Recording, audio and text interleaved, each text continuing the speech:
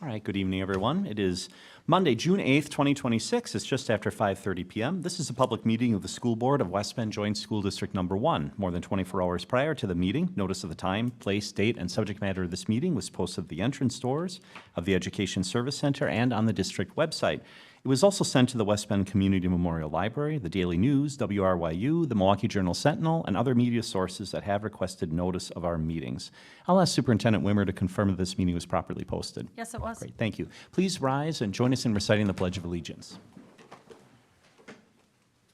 I pledge allegiance to the flag of the United States of America and to the republic for which it stands, one nation, under God, indivisible, with liberty and justice for all. Thank you. We recognize the quorum of our board. We have 5 members present tonight. Dr. Temez and Mr. Jenkins are both absent and excused. We look forward to seeing them at a future meeting. Next on our agenda is to consider approval of this agenda, which was posted in advance. I would move to approve this agenda. Is there a second? Second. Thank you, Kelly. We have a motion and second to approve the agenda. Any final discussion? Hearing none. All in favor, please say aye. Aye. Any opposed? Thank you. That motion carries. Next, we have student representative reports, and actually, I believe Principal Potter is going to be accompanying us, as well as Haley Kister, who is a senior at East. Please come on up. All right. Thank you for having us. I'm going to try not to get emotional. I'm extremely emotional at the end of each school year, so I wanted to celebrate Haley here. Tonight marks a very special occasion and moment for her as we recognize Haley Kister at her final school board representative meeting. While she has officially graduated, anyone who knows Haley understands that her commitment to our school did not end when she walked across the stage yesterday. Her dedication to our students, staff, and school community is exactly why she was selected for this role in the first place. Throughout her time as our representative, she has been thoughtful, dependable, and passionate about ensuring student voices were heard and valued. She has represented our school with both integrity and pride. Haley, we are incredibly proud of all that you have accomplished and the leader you have become for our school. We have no doubt that your future is bright and that you will bring the same determination, compassion, and leadership to whatever comes next. On behalf of Quinn, Bella, and myself, and truly our whole entire school community, thank you for everything. We wish you nothing but success, happiness, and fulfillment in the years ahead. Congratulations, and know that you will always be a valued member of our school and our school family. Now I give you Haley's final presentation for the school board. But first, Haley, come on up here and tell everybody what you're doing next. Okay. I had to write it down. I made it. Thank you. And I'm going to stand next to her as her principal partner. Aw. I'm so proud of her. I just wanted to share a little bit about my plans for next year. So I will be going to UW La Crosse for pre-med. I'll be majoring in biology and minoring in psychology, and I hope to be a pediatrician. So I'll just go through the student life and academics. Everyone finished up the end of the year exams last week Friday, so good job to everyone who completed them. Seniors participate in the traditional grad walk event on May 29th. At this event, students went back in time to walk the halls of their former elementary and middle schools. I participated, and it was so bittersweet seeing all my teachers, all the little kids slowly growing from school to school.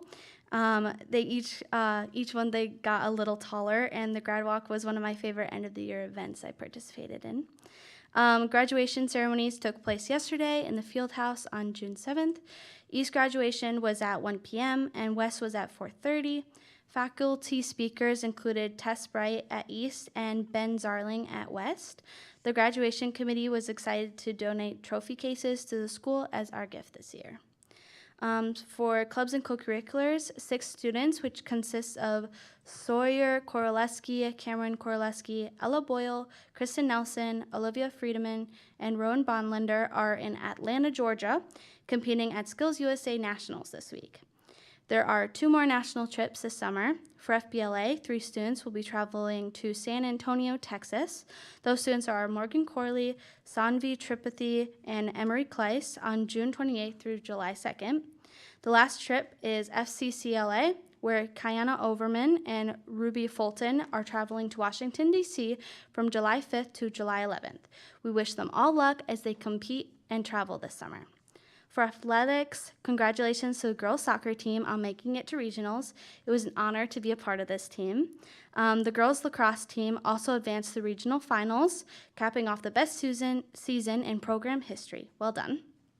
West Baseball heads into sectionals tomorrow at 1 p.m. at Manitowoc Lincoln High School versus Neenah with an impressive 24-1 record. Congratulations to Alex Maitner and Noah Reinhardt for competing at sectionals for boys golf. West Bend Baseball, West Boys Track and Field, and West Boys Tennis all claimed Glacier Trails Conference titles this season. The West Girls and Boys Track and Field teams had 13 students qualify for state. Leading the Spartans was Riley Failing, finishing 5th in the 4x200 relay with Sloan Godbout, Katie Hutchins, and Sarah Hutchins, 4th in the long jump, 3rd in the 100-meter hurdles, and 1st in the 300-meter hurdles. Riley came home with 4 medals, and one of them is a gold medal. Congratulations to East golfer Tony Farshone, West Girls Track and Field athlete Riley Failing, and West baseball player Dieter Palmer for being named Players of the Year in their respective sports for the Glacier Trails Conference. The last day of school is officially June 9th. Congratulations to all our students and graduates, and thank you for listening to great things happening in our school. Thank you so much.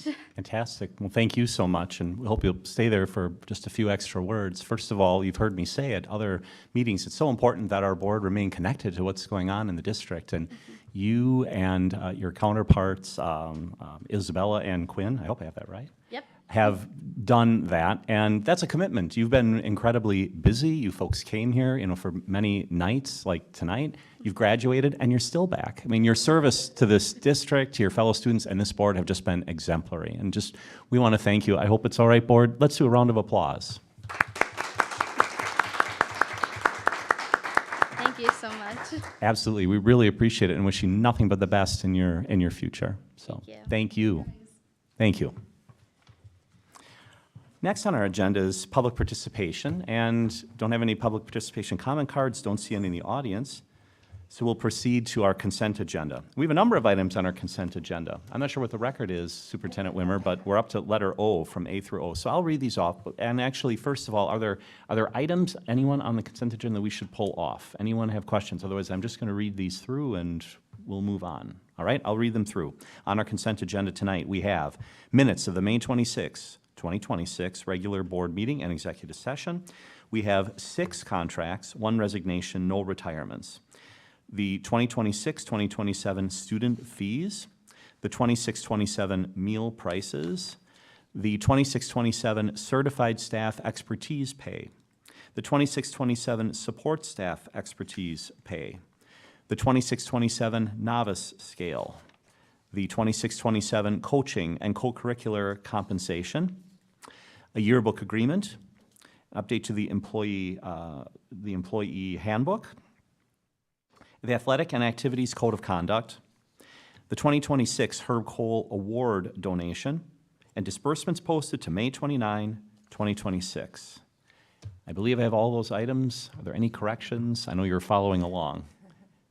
Hearing none, I would move to approve this consent agenda. Is there a second? Thank you, Mr. Pickler. We have a motion and second with regard to adopting the consent agenda. Any final discussion? Hearing none, all in favor, please say aye. Aye. Any opposed? The motion carries. Thank you. We move now to reports. First up is our curriculum committee report, and Melanie Aragot is our committee chair, and we'll give that report. Melanie. All right, so the curriculum committee met on June 2nd. I will continue to serve as the committee chair for the coming year, and the committee also approved its 2026-27 meeting calendar. We reviewed a new family-friendly curriculum format developed by Curriculum and Instruction. This updated format is designed to increase transparency and help families better understand what students are learning, and the work is posted to the website. Several curriculum teams provided updates on their work within the district's curriculum review cycle. The 9th and 10th grade ELA team reached consensus to recommend Savas My Perspectives as its primary instructional resource, which aligns to the board-approved grade 6 through 8 recommendation. The K through 5 music team recommended Quaver, and the 6-12 orchestra team recommended Habits of a Successful String Musician, both of which were forwarded for public viewing. The 6 through 12 social studies team will continue its evaluation work into the 2026-27 school year, while the K-12 science team reported on ongoing assessment, refinement, and professional learning efforts. The committee also reviewed and recommended adoption of the WIDA English Language Development Standards.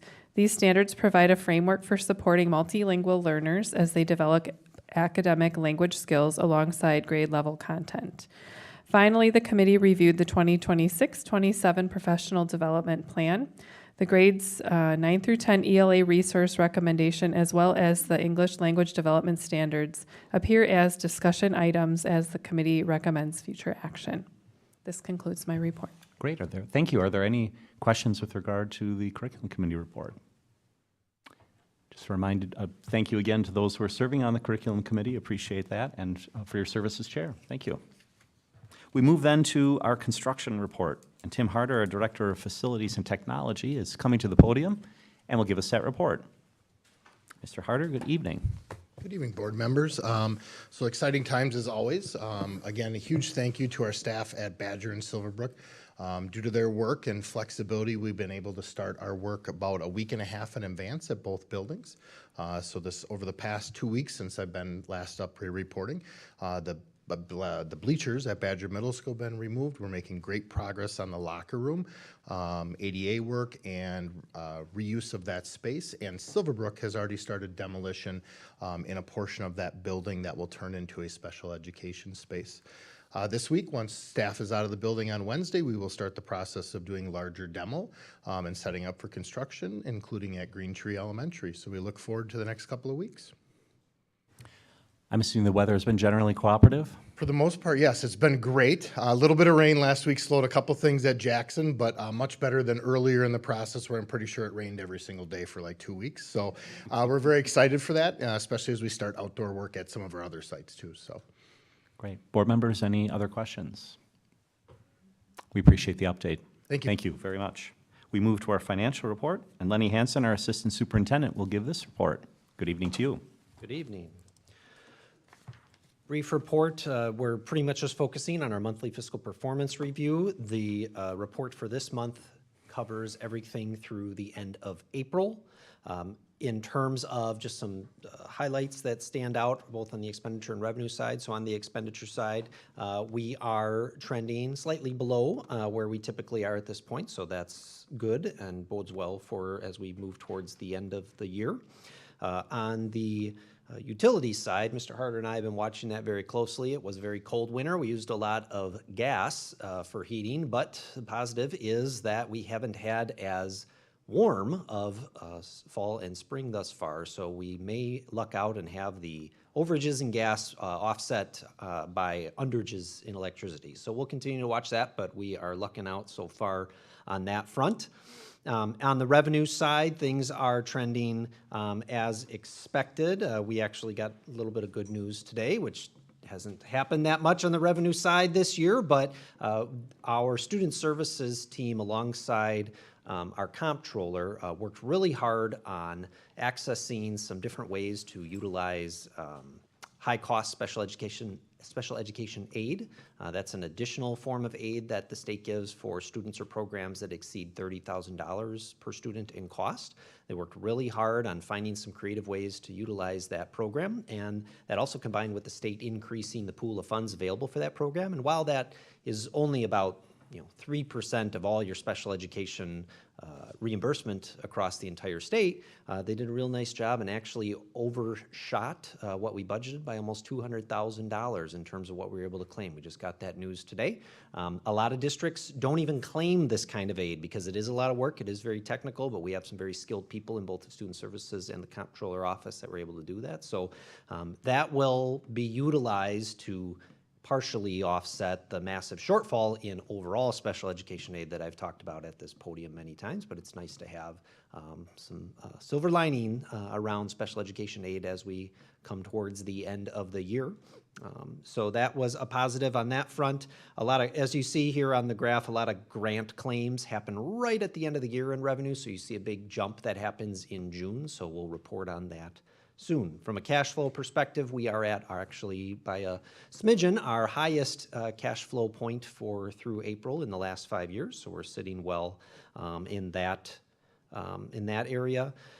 On a compliance report, we are nearing the end of the fiscal year. So you see there's only a few reports left. And this is this chart, I can't tell you how many hours of work go into all of the dones that you see here. So we're very excited to quickly and soon put a close to the 25-26 compliance report and all the reporting that goes along with that. So that's summarizes everything for this month's report. We have 2 months more to share before we close out the fiscal year.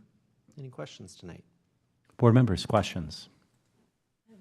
June, please. Yeah, there's one item on the chart that you just referenced, all the reports that you submit.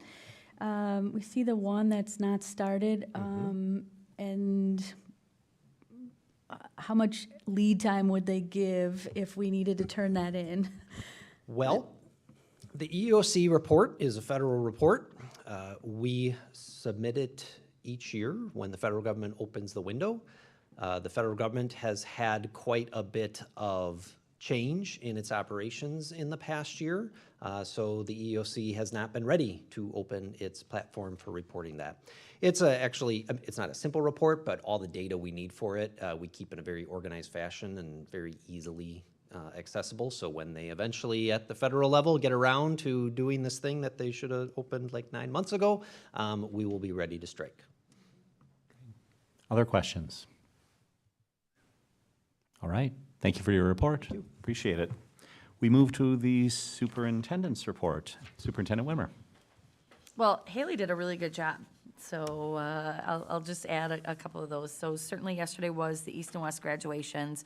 And we're just really proud. I said it's always a moment when an entire community comes around our students to celebrate their accomplishments. So fantastic speeches by students, talented musicians, just a great day of recognition of all of their efforts. Whenever, everyone's leaving, I'll get grandparents who get to go to multiple graduations probably, and they're like, what a great program. I said, you know why? Because our kids run it. They have a really great committee. The speeches are predominantly them, except for their one speaker. Our job is just to welcome people and give them their diplomas. So they did a great job.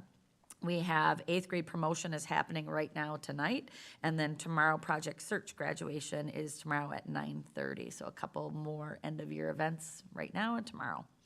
Haley also mentioned the athletics performance, but I'm just going to reinforce we have our first West Track and Field Championship since 2014, and that was senior Riley Failing that she talked about. She won the 300-meter hurdles at state, and that was after a day where she had, multiple events. She had the second fastest time in state history in the event.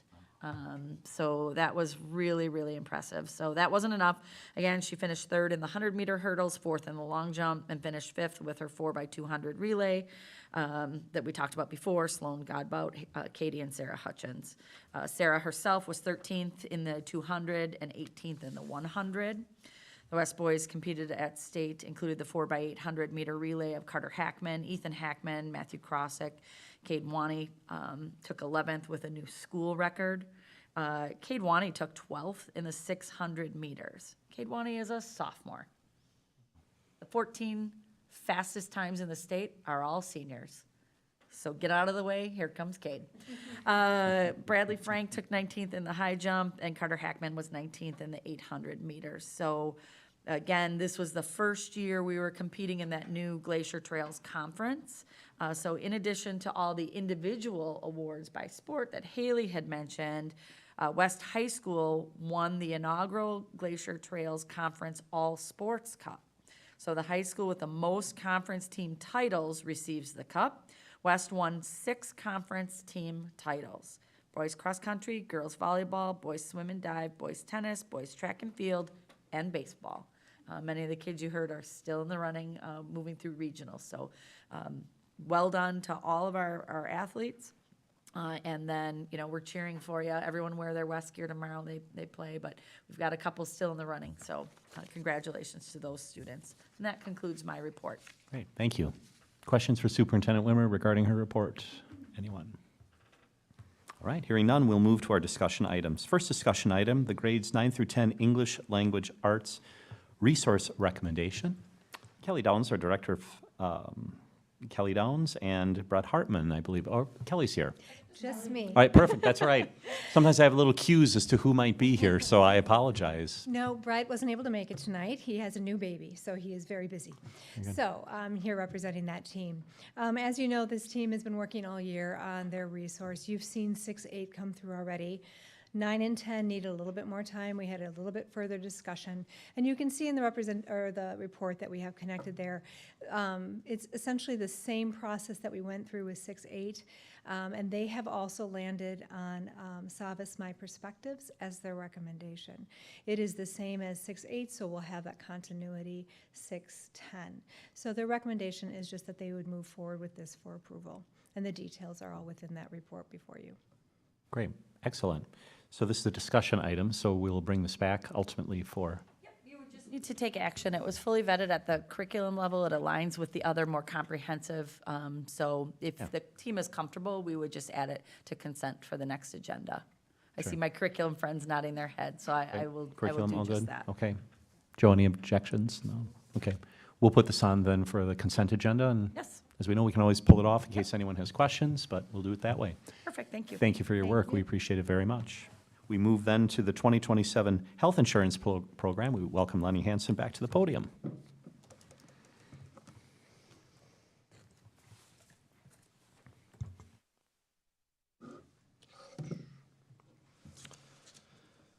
All right. Good evening. Tonight, I want to open the conversation about next year's health insurance program, and I want to be clear at the outset of what tonight's presentation is and what it is not.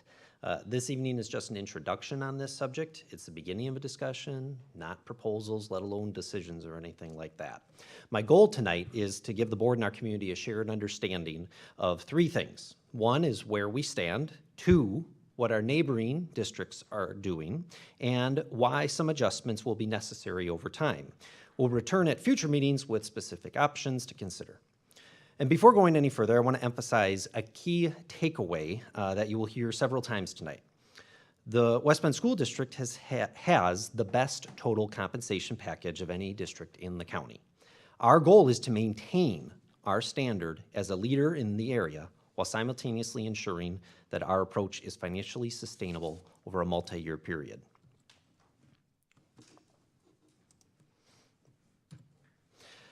Health insurance is one of the most important parts of the compensation that we offer our staff. It's the second largest expense in the district after wages, and its cost rises between 6 and 10% every year across the region. Districts across the state are strategizing about how to manage those rising costs while still providing an attractive compensation package for their staff. And our district is no different. We face the same challenges. We are also no different in that a core goal for us is to maintain our standing as a leader in employee compensation among our neighboring districts. Now, I want to spend a moment on that last point because it matters a great deal to me and to our credibility with staff. The last time we discussed any plan design adjustments was in 2023. Those took effect January 1st of 24. And at that time, we made a commitment at this podium. We told our staff that even with those changes, the district would continue to offer a top-tier plan, one that would remain among the most valuable in the county. And I'm pleased to say that we kept that promise. The data I will share later in this presentation shows that plainly. After the 2024 adjustments, our plan remained much more valuable than our county comparables. When this district tells its staff that what it intends to do, it follows through. I want to carry that same spirit of honesty and follow through into the conversation that we are beginning tonight.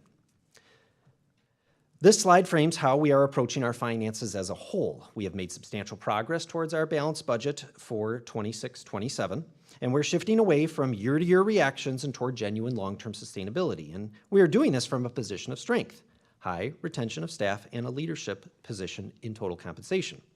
The point I want to leave you with is that we are addressing these costs proactively now, precisely so we can avoid larger and more painful cuts later.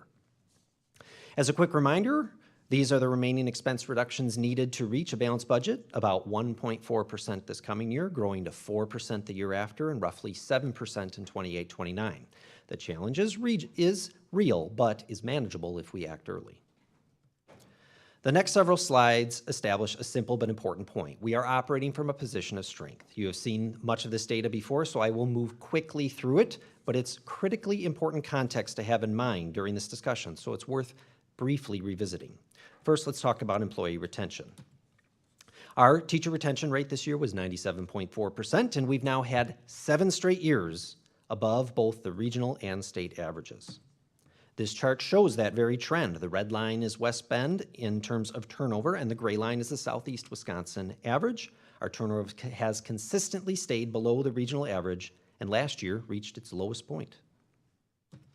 Next, let's talk about teacher salaries. Our teacher salaries outpace the county average by several $1,000s, and our compensation model gives teachers more control over how they grow their pay than any other comparable district in the county. You can see that advantage at every level. We lead at the 25th, 50th, and 75th percentiles by roughly $4,000 to $7,000 in terms of teacher salary. Third, let's review health insurance, which is the focus of tonight. On health insurance specifically, our employees have the lowest percentage of salary at risk to high health costs in the entire county, and they pay a much lower than average monthly premium. That premium is $127 a month on the most common family plan this year. That's far lower than the premium in the other 3 K-12 districts in the county, who have a monthly family premium ranging from $180 to $390 per month. Our employees carry the lowest cost exposure in the county. To put the premium share in context, the county norm is that employees pay about 12% of health insurance costs through premium, and our employees currently pay 5.4%. In dollars, that's $127 a month monthly premium versus a county median of $254 per month.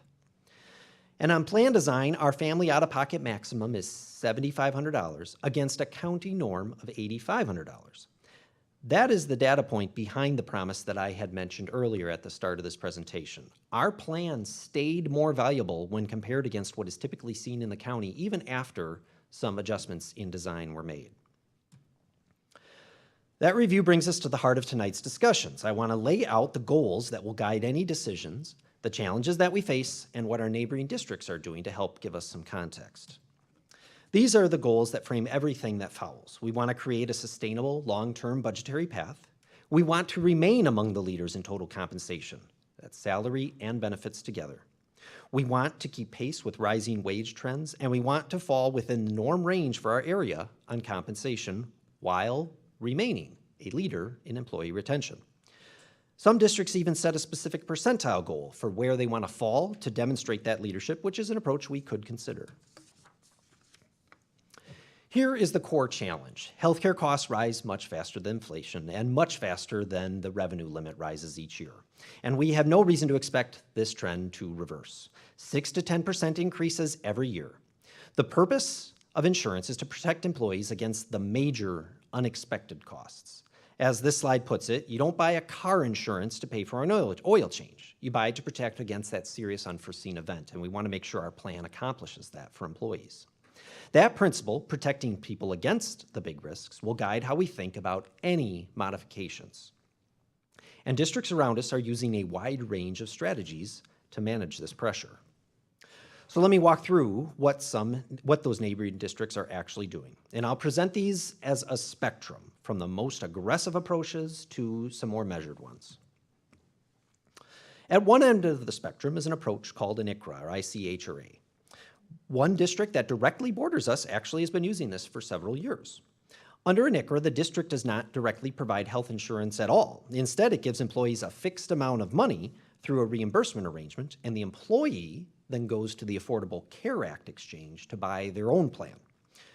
Well, the appeal to a district, such as the one that borders us that uses this strategy, is that there is genuinely no risk of higher costs to the employer.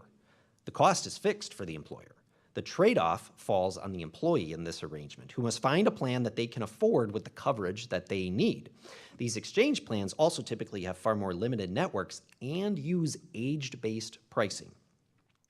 All of the burden around navigating that in an ICRA arrangement falls on the employee. I want to be candid. This is considered the far end of the spectrum, okay? I'm sharing it so the board sees the full range of options that you're not just talking about private sector, but in public education districts are using. I'm sharing it to show that spectrum, not to show because I think it reflects where we should go. A more common approach that you see is simply higher out-of-pocket costs. For context, last year our average teacher salary was about $72,500. Among the 3 other county districts with an average salary of at least $65,000, the out-of-pocket maximum had a range between $10,000 to over $16,000. Again, ours is $7,500. Only one district in the county actually even has a lower out-of-pocket maximum than we do, which is $6,000, but their average teacher salary is $11,000 below ours. So in other words, our employees enjoy unusually strong protection here in relation to their pay. Another strategy that you sometimes will see is what's called a spousal carve-out. Under a carve-out, if an employee's spouse is offered insurance through their own employer, that spouse cannot be covered on the district plan. This is extremely common in the private sector, and it's also used widely in the municipal sector and is now appearing in public education. Our district already takes a related but more generous incentive-based approach to what we call the family savings plan. So when a family chooses to move off of our plan onto a spouse's insurance, the district covers all of their out-of-pocket costs on that other plan. It's a tool we already have and one we may look at more closely. The final category of strategies falls under premium approaches. Today, our employees pay 5.4% of the total premium cost on the most common family plan, and the county median is 12%. Districts use several models here when they balance this. Some use adjustable premiums based on salary, where higher earners can pay a larger share. Some use a straight percentage, where the employee always pays just a set percent of what the cost of insurance is that year. That's probably the most common approach. Some use a fixed cost model, where the district sets a dollar figure it will pay each year, and anything above that, if it's pushed above that by the increased trend, falls on the employee. Like I said, there are a lot of levers available. These are just levers available. I'm laying them out so that we all have a common vocabulary and understanding of what the entire spectrum is across the market as we move forward. This table puts it all together, and in many ways, it might be the most important slide. These are all of the Washington County comparables for 24-25, which was the most recent year that all of this data could be pulled together. I want to draw your attention to the first column, which is total compensation value. West Bend is at the top, more than $97,000. That's higher of total compensation for a teacher, higher than every other district in the county. The next closest is more than $3,000 behind that. This is the central point that I hope that you hold on to tonight. We lead the county in total compensation, and we lead by a very meaningful margin. That margin is exactly what gives us the room to act. We can make thoughtful, modest adjustments to address our cost pressures and still remain among the leaders in compensation in this county. Acting from a position of strength is far better than waiting until we are forced to act from a position of weakness.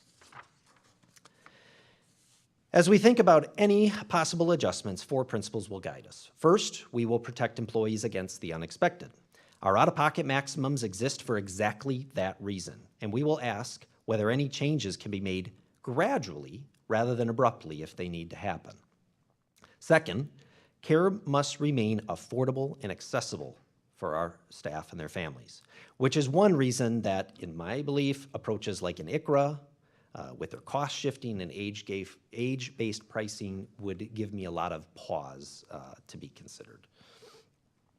Third, a sustainable plan protects everyone, which means managing the cost share between employee and employer over time and balancing costs fairly across all participants.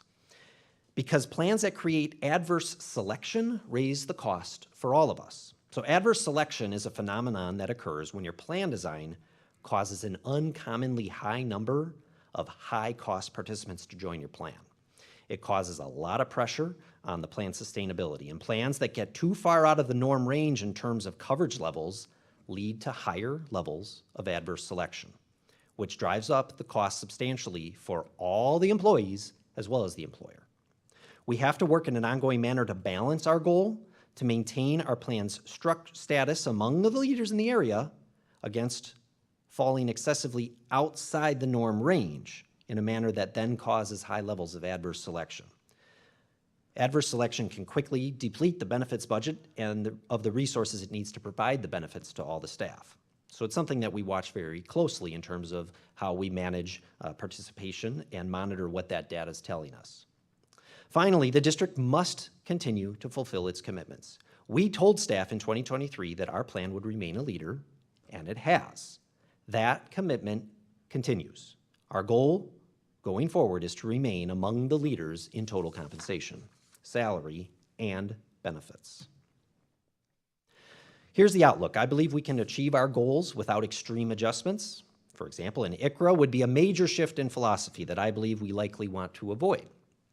Our out-of-pocket maximums, while lower than the norm, really do provide some real protection that employees value. Above all else, our employees want a plan that protects them against large, unforeseen healthcare costs, and increasing out-of-pocket maximums could give employees pause. That being said, there are sensible cost share opportunities available to us in some areas. Now, let me be direct on a couple of points. Some adjustment does appear necessary in order to achieve our goals. I do not want to leave any impression tonight that the status quo can simply continue indefinitely. But, just as importantly, West Bend can remain a leader in total compensation while making some modest adjustments. And we may be able to complement those adjustments with tools that we already have, such as increasing the participation in things like the Family Savings Plan.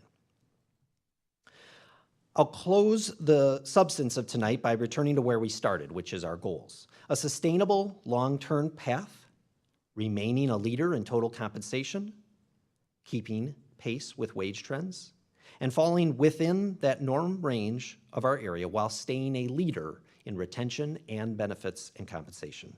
Every option that the administration brings forward will be measured against these goals.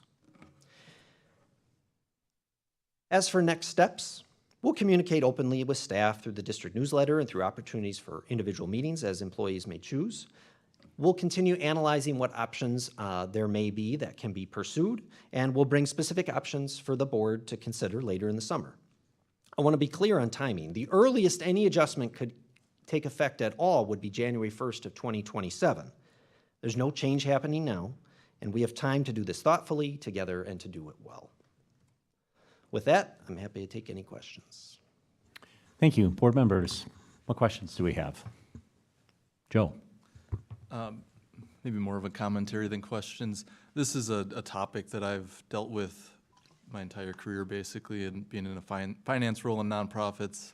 Going back to my days at SSM Health, this is a very extreme example, but SSM Health, a hospital-based system, about a decade ago, purchased the Dean Health system, including the clinics and physician group, but also the Dean Health plan. So, you know, buy the health plan that you're using, so you're participating in the profits on the other end of that. So that's not, you know, that's a very extreme example, but other, you know, plan design changes, like we've talked about, like increasing deductibles, increasing the employee share of the premiums are more basic examples. And then more recently, I have taken the company I work for to an ICRA, and that does put a lot of the burden, both financially and kind of administratively, on the employees. And it was kind of okay the first year, and then, you know, premiums continued to increase, and a large share of that went to the employees as well. So I think I just wanted to kind of point out that I think what you're laying out is a pretty measured approach. But, you know, as you've talked many times about things like the shortfall in the special education reimbursement that the state has given us, you know, these are the kinds of things that we kind of have to talk about. Health insurance costs have been an issue for well over a decade, increasing substantially beyond inflation. So I think that these are discussions that we have to be having. Appreciate the perspective. And as I said at our last board meeting, you know, the special ed shortfall is a problem, but as I said a couple weeks ago, regardless of that, the long-term budgetary trend requires us to just be continually monitoring and making adjustments. So regardless of, you know, whether the state would have come through for us or not, we knew that if we are not in an ongoing manner monitoring and managing this, that we'd run into issues. So, regardless of what happens at the state level, because you can never predict it, we're going to continue to dig in and find ways to create an awesome benefits plan, which we have been consistently delivering, while also being long-term sustainable. Can you just describe generally, I think just for members of the public, in the most basic sense, how our plan works? And what I mean by that is, one would be tempted to say, look, if your insurance costs are going up, it's kind of like if my house insurance costs go up, go find another company to pay. But that's not how the district works. Can you talk about that? My understanding is we pay the expenses of the employees. In other words, it's not like we farm it out to another insurance company. We pay the expenses, the medical expenses saying from a direct. self-funded perspective, We're sure. self-funded. In other words, right, we may have many employees that are the picture of health, and we have some employees that have some needs, but this isn't like we're taking all this money and passing it off to another insurance company. Can you just describe that a little bit? Yep. So we are a self-funded insurance entity. That means when, if I go to the doctor and that doctor charges, say, $200 and the insurance plan is going to pay for that, the West Bend School District actually writes a check out to them for that $200, passed through UMR, but that's what happens. Every week, we get a automatic withdrawal from our account to UMR that directly pays those claims. And it varies wildly from week to week, depending on if a lot of people were at the doctor, or quite honestly, what matters more than how many people went is what someone went for, right? Because more than half of all of your health care costs are borne by a tiny, tiny number of people on the plan. That's what insurance is designed to do, right? So in your business with property insurance, right? Most people don't have a catastrophic loss of their home in a year, but the one person who does really accounts for the majority of claims, right? It's similar when you're operating with health insurance, right? So even if 90% of the staff is, as you say, a picture of health, if 10% are what are called high-cost claimants and for whatever reason happen to utilize a lot of healthcare that year, you can actually have a very over-budget type of health insurance year, even though you're like, wow, 90% almost never went to the doctor. You're really trying to manage the costs around those high-cost claimant pieces. That's some of what we talked about with pharmacy. Pharmacy has become a huge high-cost claimant area, right? And we right now, that RFP process I've been updating the board is in progress as we look at if there's any opportunities there. So, that's where it is unpredictable.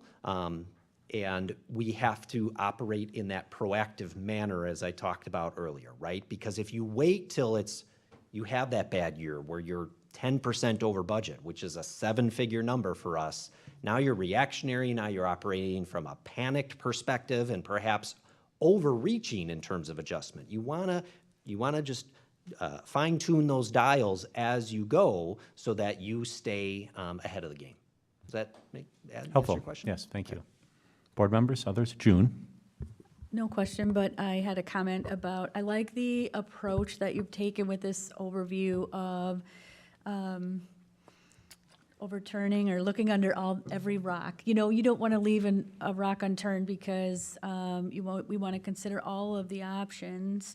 And I think we'd be doing a disservice by not looking at every option, making sure it ties back to the goal in which what we're trying to accomplish. So I really do like the layout and the format and what you're trying to do here about laying the groundwork. And then, there's definitely considerations here that wouldn't get, really are not in line with what we want to try to do. So it's nice to narrow those down and see which one would be the most impactful, but still meet the goals. So I like that layout is what I'm trying to say. Well, and June, you were one of the participants on our employee benefits advisory committee a while back, and this slide does bring us, I think, a lot of pride in the work that we did because there was a lot of worry about several years ago when that started about what would this do to the value of our health plan, and this slide shows that the district, the administration, the board kept its promise.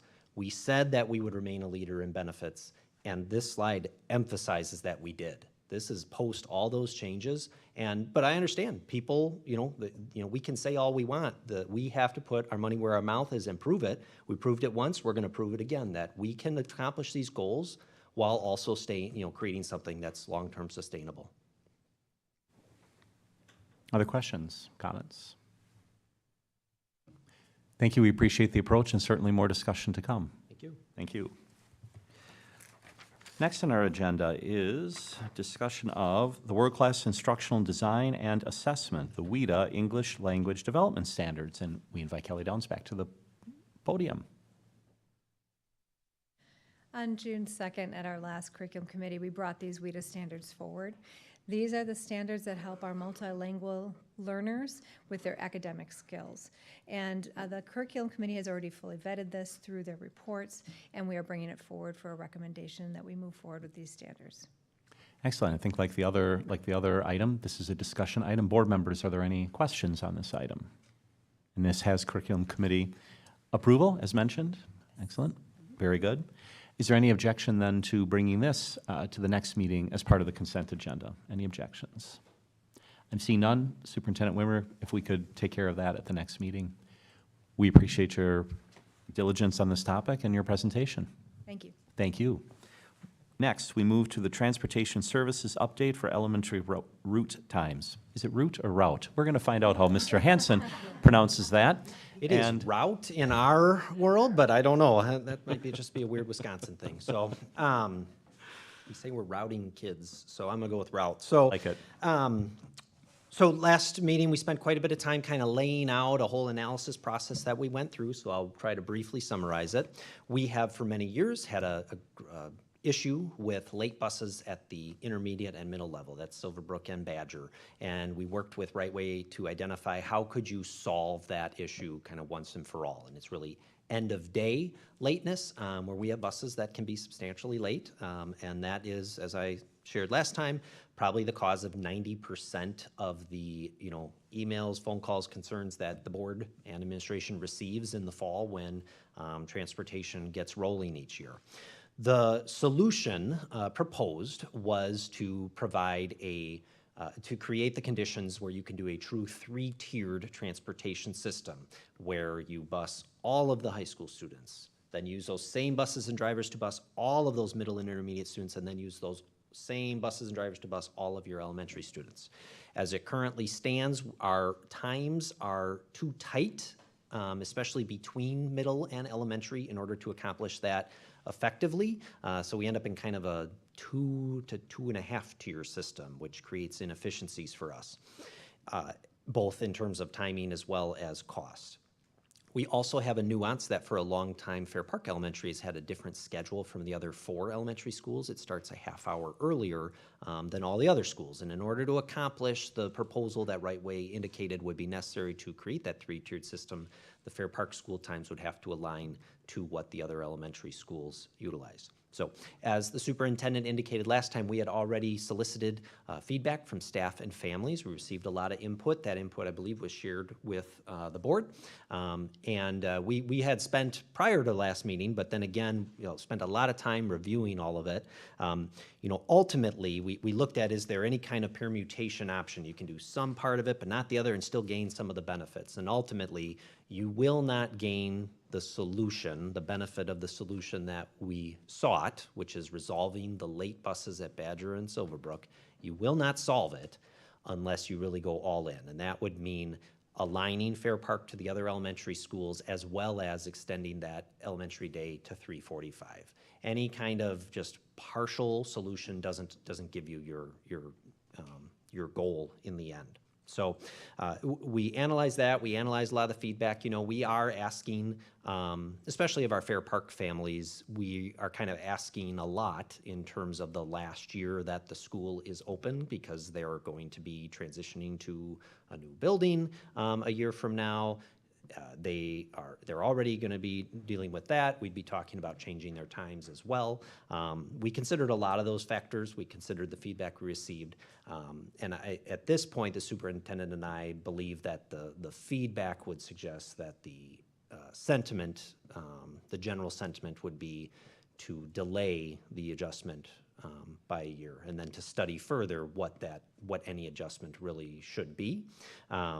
So at this point, I think we would not make a recommendation to change for 2026, 2027.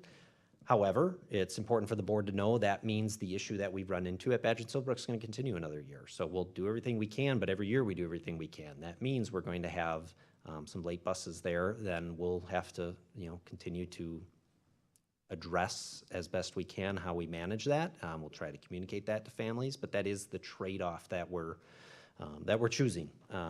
The staff indicated they would prefer to not change in this last year before all this reconfiguration happens. The families, there were a wide range of opinions from families, but I believe that would be, if you take that approach, that route, you would be taking the approach that the majority of those on the feedback survey suggested. But there are, cons that come with that approach. We would foreshadow that we'll study every idea that's out there for 2027, 28, but likely, based on our preliminary review, you're going to look at needing to align all of the elementary times for that time period. And you're likely looking at extending that elementary day by some amount of time, most likely to accomplish that. Once we close, a couple of buildings, that will help us model that a little better. We really did all of our modeling based on the 5 elementaries next year that we would continue to have.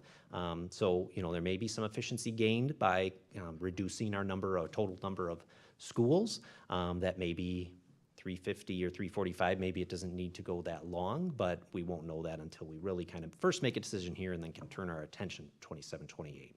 That being said, based on what decision the board makes, we will turn our attention to that 27, 28 planning very quickly so that this decision could be made probably summer or fall. Board members, feedback. Joe? I don't disagree with the idea of delaying this a year. I pointed out at the last board meeting the issues it creates for my family. The feedback indicated a lot of the same. And yeah, with schools closing, maybe it is best to wait a year. But I also do look at every business decision like this through that, the money lens. So, I know that it results in larger transportation costs. What are we talking again? Can you remind us how much more by sticking with this? By sticking with this approach, you're going to, I guess the 2 drawbacks are both the lateness that continues for several hundred students at Silverbrook and Badger, and somewhere between $60,000 and $120,000 in added costs that you would avoid if you were to make the adjustment. We are incurring that cost now, right? It's a status quo, but you would be able to garner savings through the efficiency you gain from a 3-tier. But we did look at the option of what if we extend the day but let Fair Park stay as a standalone and keep its time, and that was actually the least efficient. That would have been a additional cost beyond what we have right now of around $120,000.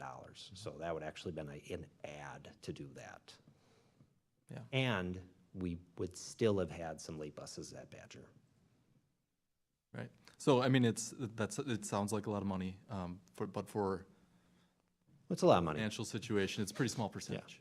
As a percentage, yep, but anytime we get into 6 figures, you're equating, Right. those dollar figures are more than a teacher, right? But we're incurring those costs now, so, it's something we've managed to work through in the status quo. And my feedback is I would agree.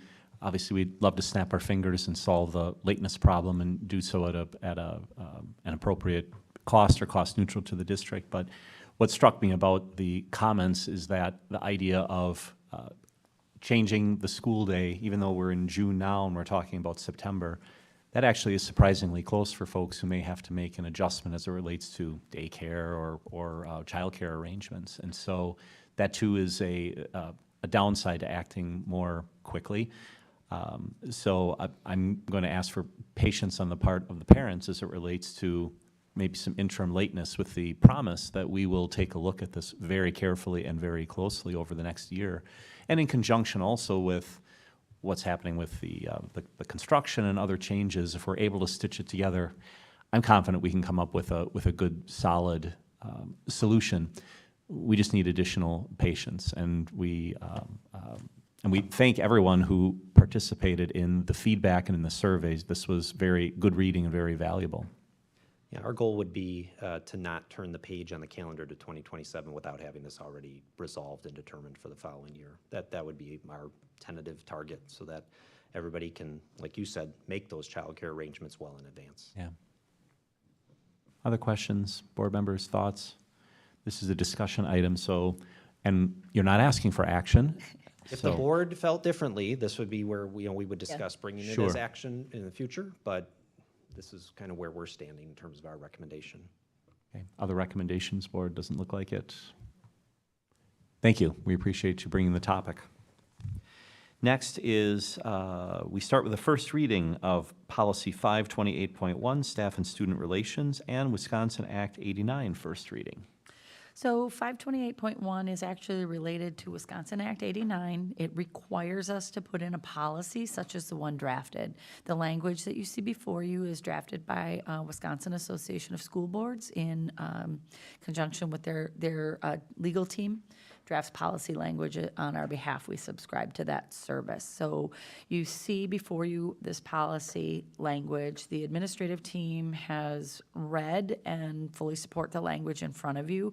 It really reflects the practice that we hold now. It just doesn't sit in policy. It might be in some handbooks, some directives. It might be looking at, like, when Mr. Harder brings a new communication system together, here's how we want you to communicate through this app or through this way with families, with students, with teams.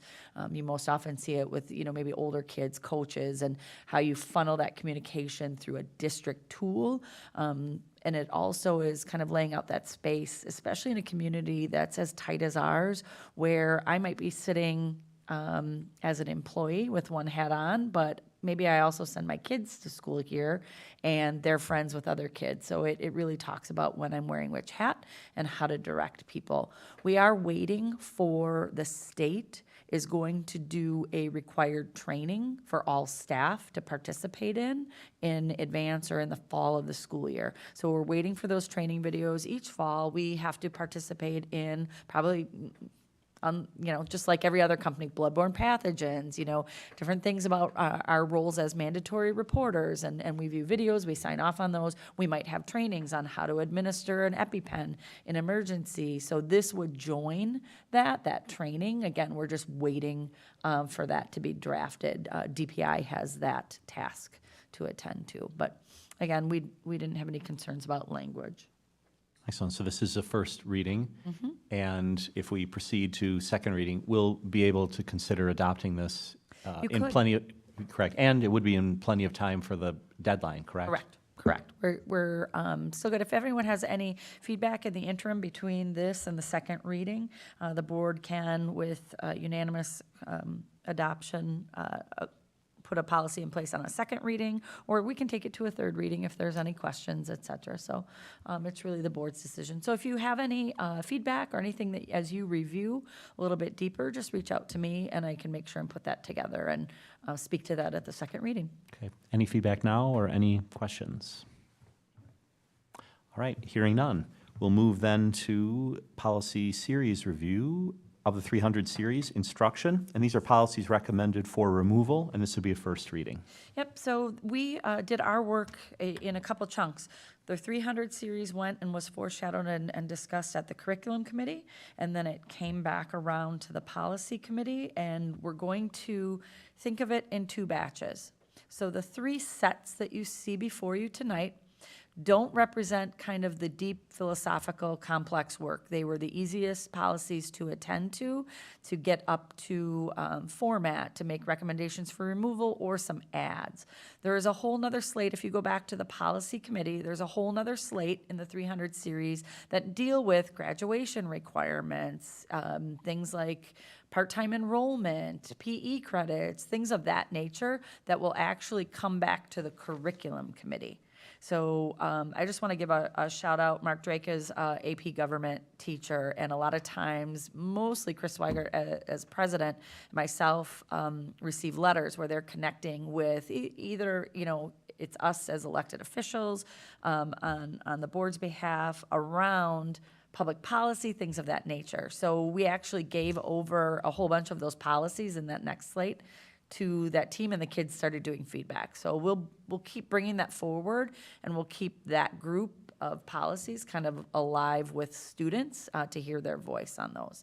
So you see before you 3 parts. The first one are those that we're recommending for removal. 2 of them are AR. Once I notice you, I can remove those. It's an AR, but while we were doing this slate, I wanted to take care of that. They were just sitting, the policies that were associated were already removed. The ARs were just still sitting in files. I wanted to make sure and publicly acknowledge and remove those. The others around performance objectives as well as some instructional planning, those things are sitting in the educator evaluation system. They are not needed as a separate policy. In fact, they're almost confusing to be separated there. And then charter school establishment is around things that are governed by different state rules and processes. We don't need to have it locally. Any questions on those that we're asking for removal? And these did come in front of the policy committee, this policy They committee's did. recommendation. Yep, fully supported by that team as well. Questions, board members? Okay, and again, this is first reading. Correct. I'll put it second reading and potential action. Great. We move then to policy series review of the 300 series instruction. These are policies recommended for revision as a first reading. So a lot of our work at the policy committee was to clean up kind of naming conventions, format, what do lists look like, whose title is what, and we're referencing school board, not just board in our policies. So this group is no recommendation on content or changing meaning. It's cleaning up all those format, the naming conventions, all those pieces. So again, as we kind of move through the last of those groups, cleaning up all those things. Board members, questions on those items? I should mention this also had policy committee recommendation. Yep, well vetted, and then you can see next to each one, I just kind of call out what those changes were. This one is capitalization, this one's lining up this, so that you could see that in context as well. Okay, any objections to bringing this back for second reading? All right, seeing none, we then move to policies series review of the 300 series instruction. These are policies recommended for revision and are new policies first reading. So these are either, and you can see through the strikeout language, et cetera, how they look. Some of them are, yep, it's the same name, it's the same concepts, but this is a full update to WASB's recommended language, or these are policies that didn't exist and we're asking for new language. So looking at intellectual property, we revised the patent section based on WASB's updated language. A couple little tweaks on some references and format, but it's that section on patents. The rest was all in place. Volunteers, we're looking at some additional language that's highlighted at the end there, and then adding in the AR, the corresponding AR, fleshing out in that list number 7. You can see that's a little more complete. And then assistive technology, it hadn't been touched in a while, and technology changes faster probably than you can keep up. This creates a full revision and has a little bit more flexibility in the language to kind of grow and change with technology advances. This isn't to be confused with AI policies. Those are being developed right now kind of at the state and work team, so that'll be forthcoming, but that isn't that. This is assistive technology, maybe students with communication needs, et cetera. So again, just don't want to confuse you with AI. That's forthcoming. You don't see it in here. The other is also cleaning up co-curricular, updating consistent references, and then recognize clubs, which is new policy, just understanding that clubs are a little bit different than our athletics and co-curriculars, as well as a full revision based on the business office on our fundraising specifically, as well as just updating the interscholastic athletics. Remember when they brought you the new handbook from your 2 athletic directors? All of that is in alignment with these recommendations. So again, first reading, you can take some time, delve in deeper. If you have any feedback, please let me know so that I can surface it with your second reading. Great, and this last section also had policy committee review and recommendation. Board members, any questions on these items? Any objection to bringing these forward for a second reading? Seeing none, we'll proceed on that basis. Thank you. We move then to our action items. First action item, the 2026-2027 preliminary budget. Mr. Hanson. I presented a pretty lengthy slide deck last week related to, or 2 weeks ago, related to the preliminary budget. As we say every year, the preliminary budget is not really the real budget, but it is a rough prediction of the direction we believe the budget is heading. The state releases really the key data points that are needed to settle the final budget in the summer and then early fall. So this really just sets the table for where discussions will go as we move into really determining that final budget in August and September. So the preliminary budget kind of opens the door for spending for the new fiscal year, which begins in just a few weeks on July 1st. That's actually also when we get our first state aid estimate, but not our last. There's several that come after that. That will then lead into, in late August, we'll present the draft of the final budget to you. September, we'll have the annual meeting, and in October is when we'll really sit here and you'll really approve the budget and the tax levy. So preliminary budget sets the table for all of that. Happy to answer any questions, but otherwise would entertain a motion to approve. Thank you. Board members, questions, comments? Joe? This just popped in my head. Is there any reason we couldn't just have rounded numbers in the budget? In which area? Because, the budget covers anything from staffing to supplies to debt Yeah. to food service to I mean, facilities. It's probably based on how it's built in a detailed manner, and my approach is usually more, more Big picture, summarized. yeah. But I would just round off everything to the nearest 1,000 or something like that. So the challenge for us is every penny we spend is pulled from our systems electronically to DPI. So DPI knows down to the penny how much we're spending, how much revenue we're bringing in. So everything we do is built to feed that system, right? Because we don't want to do things twice, nor do we want to make mistakes by doing kind of a rough job of it over here. Meanwhile, the real job that really gets reported and reflected on people's checks and everything that flows together over here. So we try to build it in a manner that's going to be cohesive towards what ultimately gets built in the final budget, which you see in the fall, and then what goes to DPI through all our reporting. So doing it in the way you're suggesting, and you and I have talked about this because you were kind of surprised how detailed we get in things like budgeting down to the person of how much health insurance and everything, but we end up having to do it that way. So pretty much every school district builds everything that way. Since DPI requires it, as you know, the compliance authority drives how you do your work, and that's kind of how we operate. So does that make sense? Right. Yeah. This I'll let it is a rough approach to it. I mean, I'm not saying, these numbers are not wildly out of tune with where they will end up in general, but we are using more of a modeling approach when we do the preliminary budget. And then pretty much by I would say mid-July, we're really starting to get down to it person by person. And I mean, I don't just mean salary. I'm talking how much does each person cost in terms of long-term disability insurance, right? And all those little items, those all get hammered out over the summer so that we can give you a really pretty budget that is correct down to the penny when we come back in August. All right, fair enough, I'll let it go. All right.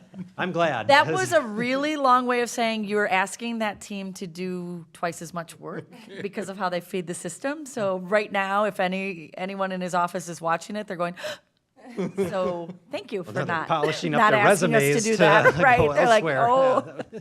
That would, yeah. Great. Board members, other questions or thoughts?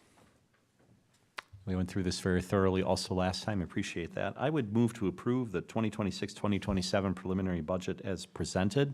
Is there a second? Second. Thank you, Joe. We have a motion and second to approve the 26-27 budget, preliminary budget as presented. Final discussion. All in favor, please say aye.